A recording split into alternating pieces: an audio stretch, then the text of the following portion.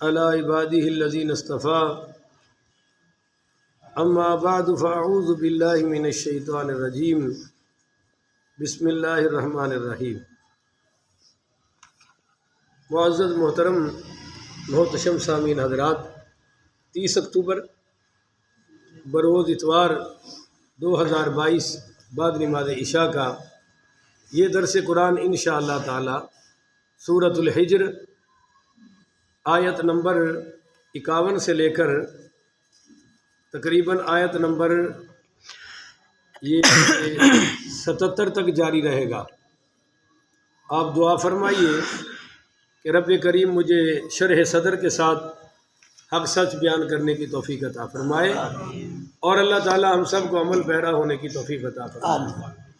یہ کل کے درس میں یہ بیان ہوا تھا کہ اللہ تعالیٰ نے فرمایا کہ نبی عبادی انی انا الغفور الرحیم، میرے بندوں کو خبر دے دیجئے کہ میں بڑا درگزر کرنے والا اور بڑا رحیم ہوں، اور وہ ان عذابی هو العذاب العلیم، میرا جو عذاب ہے نا وہ عذاب بھی بڑا دردناک ہے۔ اب آگے اللہ تعالیٰ انبیاء کے قصے بیان فرما رہا تاکہ رحمت اور عذاب کا ذرا اندازہ ہو جائے۔ تو ساتھ آج آیت نمبر 51 میں فرمایا وَنَبِّئْهُمْ عَنْ ضَيْفِ ابراہیم، اور بتائیے انہیں ابراہیم کے مہمانوں کا قصہ، سیدنا ابراہیم کے مہمانوں کا قصہ۔ وہ قصہ کیا ہے کہ فرشتے آئے بشروں کی، انسانوں کی شکل میں، اور انسان کون سے؟ نوجوان لڑکے جن کی ابھی داڑھی نہیں آئی تھی، ان کو امرد کہتے ہیں۔ تو بڑی خوبصورت، فرشتے تو فرشتے ہی ہوتے ہیں۔ تو وہ آئے اور اذ دخلوا علیہ فقالوا سلاما، جب وہ داخل ہوئے تو انہوں نے سلام کہا۔ قال انا منکم وجلون، تو سیدنا ابراہیم علیہ السلام نے فرمایا اجنبیو، میں تم سے خائف ہوں، مجھے تم سے خوف آ رہا ہے۔ حالانکہ انہوں نے تو سلام کیا، انہوں نے کہا کہ مجھے تم سے خوف آ رہا ہے۔ یہ خوف آنے کی کیا وجہ تھی؟ ایک تو یہ مہمانوں کے آنے کا وقت نہیں تھا، دوسرا یہ تھا کہ اگر بندہ دور سے آئے تو کپڑوں پر کچھ نہ کچھ سفر کے آثار ہیں۔ وہ ہیلی کاپٹر کا سفر تو تھا نہیں، کاروں کا بھی نہیں تھا، وہ ان کے کپڑوں پر تھے ہی نہیں، یہ تو نورانی لوگ تھے۔ کچھ تھکاوٹ کے آثار ہوتے ہیں، وہ بھی نہیں تھے، اور کچھ ان کی چہروں پہ نور اتنا تھا کہ چہروں سے پتہ چل رہا تھا کہ اس علاقے کے بندے نہیں ہیں۔ تو یہ چیزیں تھیں جن کی وجہ سے کہا، اور قد کاٹھ عام انسانوں والے نہیں تھے، بڑے زبردست تھے۔ تو قالوا لا توجل، وہ کہنے لگے جناب آپ خوف نہ کیجئے، انا نبشرک بغلام علیم، ہم تو آپ کو ایک علم والے بیٹے کی خوشخبری دینے آئے ہیں۔ پیچھے سورہ ہود میں بیان ہو چکا ہے، آپ اس میں ذرا دیکھ لیجئے گا، سورہ ابراہیم میں بھی ہے۔ وہ جب آئے تو انہوں نے آ کر، حضرت ابراہیم نے مہمانوں کو دیکھتے ہی نا بچڑا ذبح کر دیا اور فوری کھانا تیار کروا کے آگے رکھ دیا۔ جب آگے رکھا تو وہ ہاتھ نہیں بڑھا رہے تھے، اس سے بھی خوف کھایا کہ مہمان ہو کر کھانا کیوں نہیں کھا رہے۔ اور وہ سیدنا ابراہیم علیہ السلام چونکہ پاکستانی تھے نہیں، لہذا انہوں نے یہ نہیں پوچھا پانی لے آئیے، جی چائے پھر لے آئیے، اچھا جی پھر روٹی کھاؤ گے، یہ نہیں کیا۔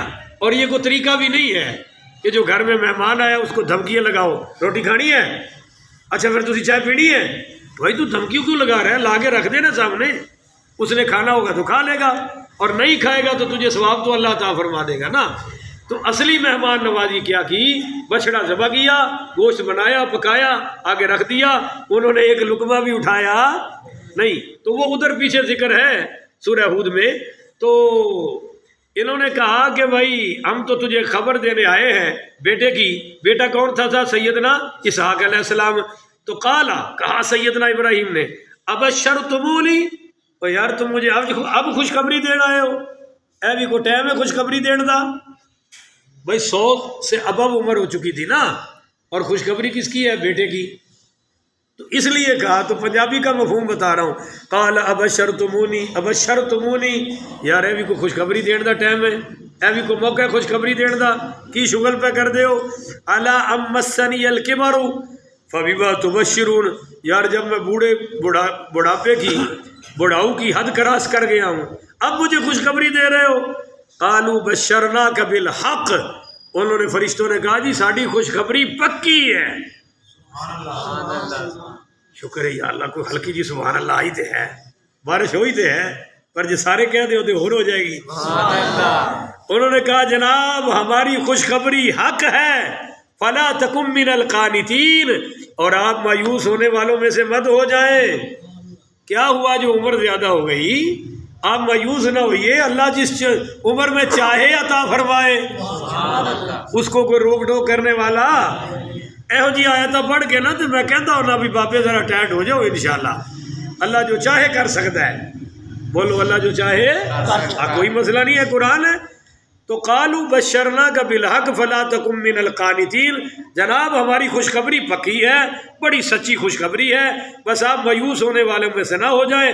تو قال ومن یقنط من رحمتی، تو حضرت ابراہیم علیہ السلام نے فرمایا کون نا امید ہوتا ہے من رحمتی ربی ہی، اپنے رب کی رحمت سے، الا الضالون، صرف گمراہ لوگ ہوتے ہیں جو رب کی رحمت سے مایوس ہو جاتے ہیں۔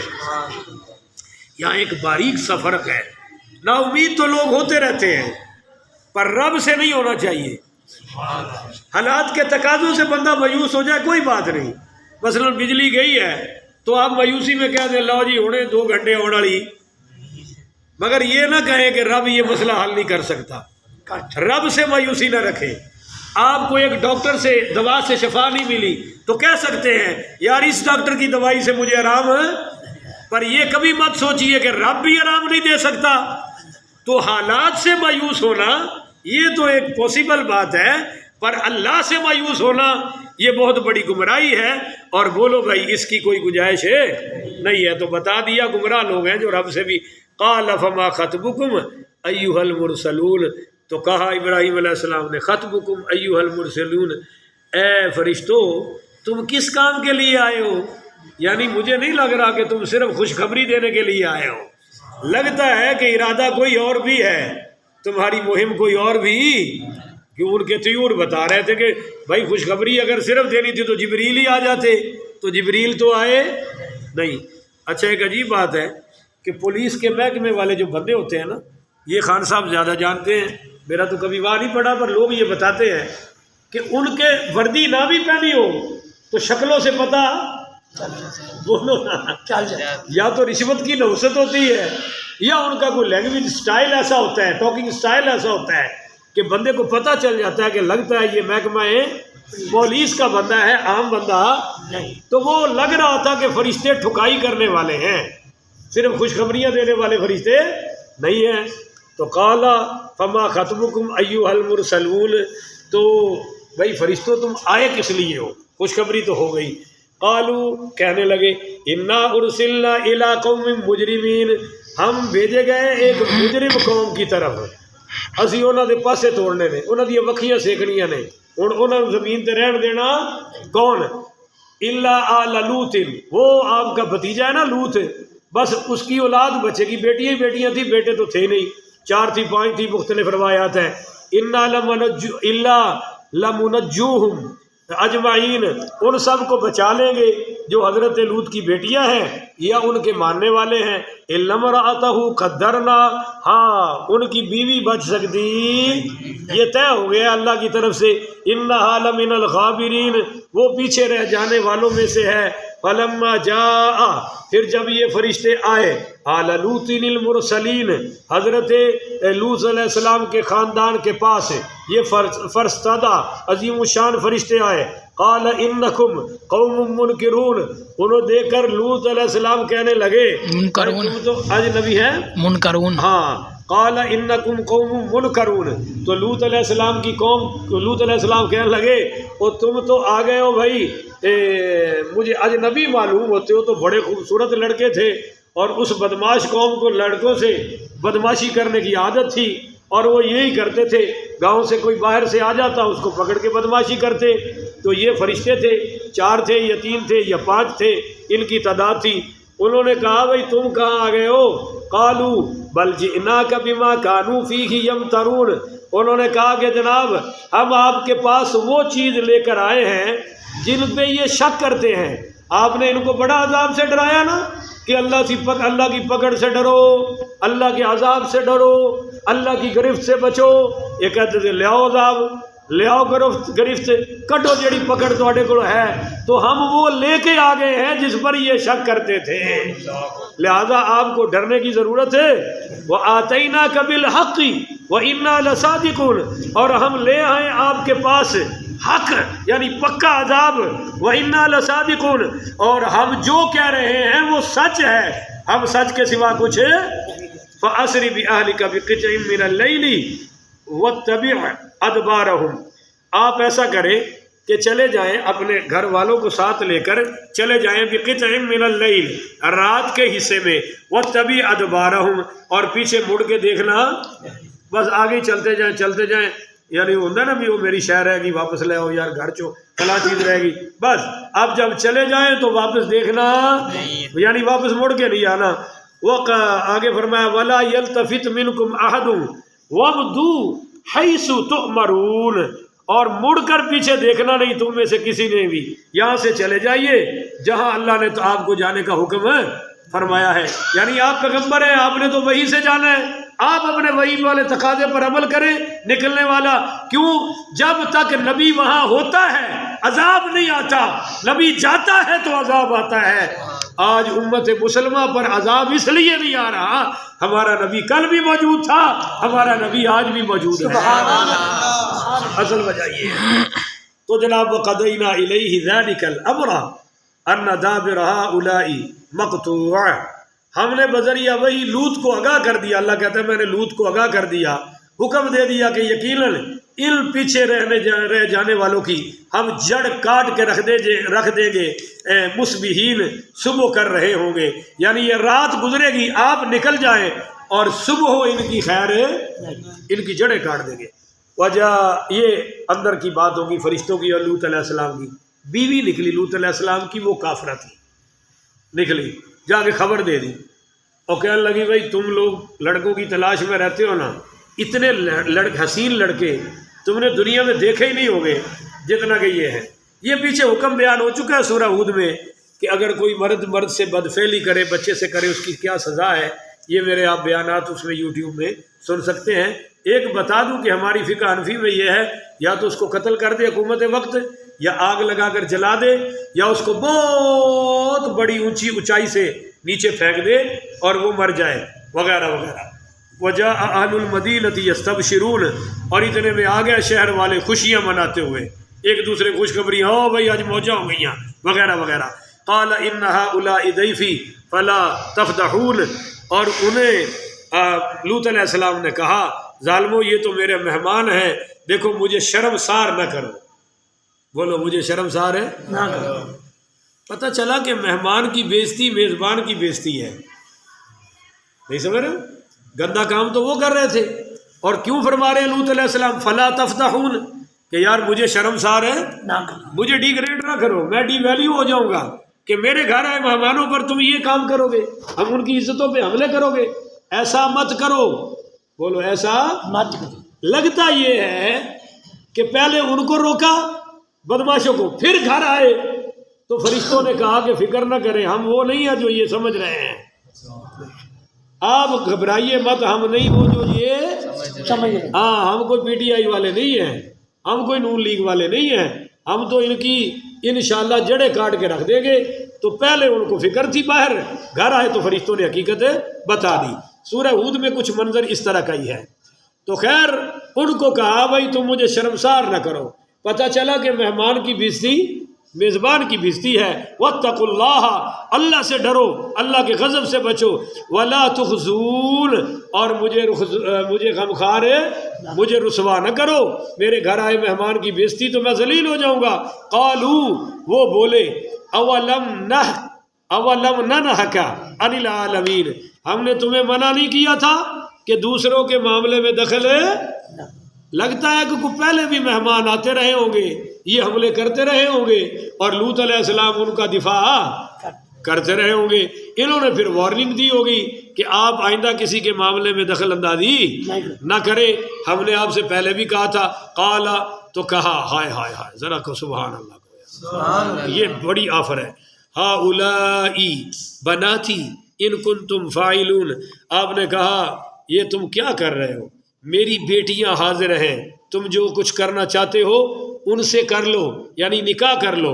اس میری بیٹیوں سے ہو سکتا ہے کہ اپنی بیٹیوں کا پیغام نکاح دیا ہو، اور زیادہ تر ہمارے سنی مفسرین کیا کہتے ہیں کہ انہوں نے فرمایا بھائی تمہارے گھروں میں تمہاری بیویاں ہیں، باقی بچیاں ہیں، اور جو قوم کا امام ہوتا ہے وہ سب کا باپ ہوتا ہے، بولو نا، وہ سب کا، یہ تو عمران خان صاحب نے فرمایا نا کہ جو قوم کا لیڈر ہوتا ہے وہ سب کا باپ ہوتا ہے، تو یہ بات بھی ٹھیک ہے، جیڑا پنڈ دا چودھری ہے وہ بھی پنڈ دا باپ ہی ہے، جیڑا خاندان دا سربراہ ہے وہ بھی خاندان دا باپ ہی ہے، اور جو امام ہے، مقتدا ہے، پیشوا ہے، وہ تو یوں کہنے کا مطلب قال ہؤلاء بناتی ان کنتم فاعلین، بیٹیاں حاضر ہیں تمہارے گھروں میں، جو تمہاری بیویاں ہیں یا جن کے نکاح نہیں ہوئے ان سے نکاح کر لو، وہ سب میری بیٹیاں ہیں، مگر یہ تم کام مت کرو، ان سے نکاح کر لو۔ اب درمیان یہ قصہ اللہ کس کو سنا رہا ہے؟ اپنے نبی پاک کو، ہمارے نبی کو۔ تو ایک جملہ کا لعمرک انہم لفی سکرتہم یعمہون، اے میرے محبوب مجھے آپ کی زندگی کی قسم، مجھے آپ کی زندگی کی قسم، یہ اپنی طاقت کے نشے میں مست ہیں، ان کو کوئی خبر ہے، یعمہون یہ بہکے ہوئے ہیں، یعنی یہ قصہ میں سنا رہا ہوں نا محبوب، میں سچ سنا رہا ہوں تیری زندگی کی قسم۔ قسم بندہ اٹھاتا ہے اس وجہ سے کسی کا نام لے کر کہ اگر میں نے جھوٹی قسم اٹھائی تو وہ مجھے برباد کر دے گا، تباہ کر دے گا، اس معنی میں قسم صرف اللہ کی، بولو جی، اس معنی میں قسم صرف اللہ کی، من حلف بغیر اللہ فقد اشرک، جس نے غیر کی قسم اٹھائی اس نے شرک کیا، کہ میں قسم اٹھاؤں اس کی اور وہ مجھے تباہ و برباد کر دے، یہ صرف اللہ ہے، سچا ہو تو مجھے نفع دے دے۔ نمبر 2، بندہ قسم اٹھاتا ہے کسی چیز کی حقیقت کے لیے، بولو کسی چیز کی حقیقت کے لیے، یعنی میں قسم کھاتا ہوں کہ یہ پتھر ہے، یا میں قسم کھاتا ہوں اس پتھر کی کہ جیسے یہ پتھر ہے تیرا دل بھی پتھر ہے، تو اللہ نے قسم اٹھائی والفجر، اور اللہ نے قسم اٹھائی والعصر زمانے کی، تو یہ ایک عظمت کا سمجھ لیجئے۔ یا اللہ نے قسم اٹھائی مکہ المکرمہ کی، اس کی عظمت کے طور پر کہ مکہ سب شہروں سے اعلیٰ ہے۔ یا اللہ نے والتین والزیتون وطور سینین وہذا البلد الامین، تو یہ قسم اٹھائی۔ قسم اٹھانے کی ایک اور وجہ ہوتی ہے تیسری، وہ یہ ہے کہ بندہ کہتا ہے کہ اگر اس بات میں میں جھوٹا ہوں تو اللہ میرے بیٹے کو موت دے دے، اللہ میری بیٹی کو موت دے دے، یا میں اس کے سر پہ ہاتھ رکھ کے قسم کھا رہا ہوں کہ یہ مر جائے اگر میں جھوٹ بولوں تو یہ بھی جائز ہے، پر ایسا کرنا نہیں چاہیے، بولو نا، نہیں چاہیے۔ اچھا جی، تو یہاں اللہ نے حضور کی یا پھر بندہ عظمت کے لیے قسم اٹھاتا ہے جس کی بہت زیادہ شان ہوتی ہے۔ عام سنا ہوگا کہ مجھے حضور کے زلف کی قسم، مجھے حضور کے چہرے کی قسم، مجھے سرکار کے سینے کی قسم، یا ہمیں قرآن پاک کی قسم، کیونکہ قرآن کی بہت عظمت ہے۔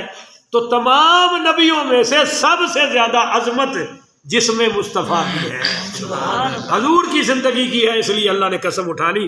آگے فرمایا فَأَخَذَتْهُمُ الصَّيْحَةُ مُشْرِقِينَ، پس آ لیا ان کو ایک سخت کڑک نے، جب سورج نکل رہا تھا، جب سورج نکلا یہ اٹھے تو جناب وہ فرشتے بھی رات کو یہی رہے اور یہ انتظار میں رہے کہ ابھی دیوار پھیلانگتے ہیں یہ وہ، برحال رات کو تو وہ بچے رہے یا وہ نکل گئے، جیسے لوط علیہ السلام بھی نکل گئے، فرشتے بھی، ان کے ہتھے وٹے تو کچھ نہیں آیا، پر جب نبی نکل گیا تو پھر صبح ان پر جب سورج نکلا تو ایسی ایک چیخ آئی، ایسی چنگھاڑ آئی، ان کے کلیجے پھٹ گئے، ان کے کانوں کے پردے پھٹ گئے، دماغ کی نسیں پھٹ گئی جناب۔